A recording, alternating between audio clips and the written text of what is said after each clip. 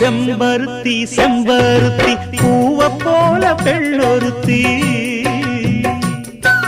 காதலன தேடி வந்தாள் கண்ணில் வண்ணமை எழுதி மேலும் கீழும் ஆடுகின்ற நூலிடைதான்